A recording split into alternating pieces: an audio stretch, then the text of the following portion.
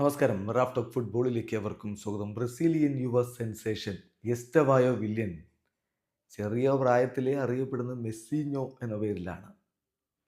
അദ്ദേഹത്തിൻ്റെ കളി മെസ്സിയുമായിട്ട് സാമ്യമുണ്ട് എന്നൊക്കെ പറഞ്ഞുകൊണ്ടാണ് അങ്ങനെ ഒരു നിക്നെയിം അദ്ദേഹത്തിന് ലഭിച്ചിരുന്നത്. എന്നാൽ എസ്റ്റവായോ തുറന്നു പറയുന്നു, എനിക്കിഷ്ടമല്ല, മെസ്സിഞ്ഞോ എന്ന് വിളിക്കുന്നത് എനിക്കിഷ്ടമല്ല, എൻ്റെ പേര് എസ്റ്റവായോ എന്നാണ്.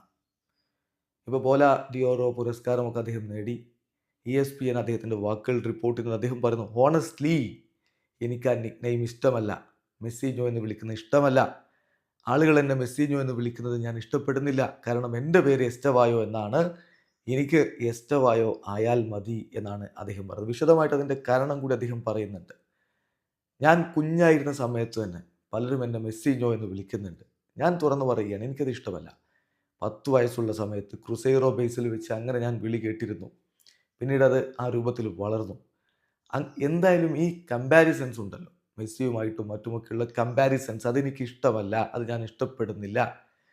ഇപ്പം പലർക്കും അതെങ്ങനെ ഡീൽ ചെയ്യണം എന്നറിയില്ല.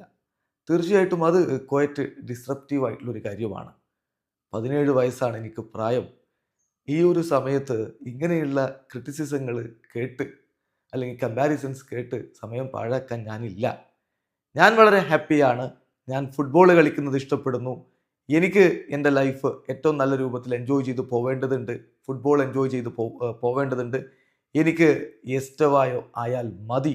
അത് ഏറ്റവും മികച്ച രൂപത്തിലാവണം. അത് മാത്രമേ ഞാൻ ആഗ്രഹിക്കുന്നുള്ളൂ എന്നാണ് അദ്ദേഹം പറഞ്ഞത്. ചുരുക്കത്തിൽ മെസ്സിഞ്ഞോ എന്ന് വിളിക്കുന്നത്, ആ വിളിപ്പേര് എസ്റ്റവായോവിന് ഇഷ്ടമല്ല. വീഡിയോ അവസാനിക്കുന്ന ഫുട്ബോൾ ലോകത്തെ കൂടുതൽ വിശേഷങ്ങളുമായി റാഫ് ടോക്സ് വീണ്ടും എത്താം.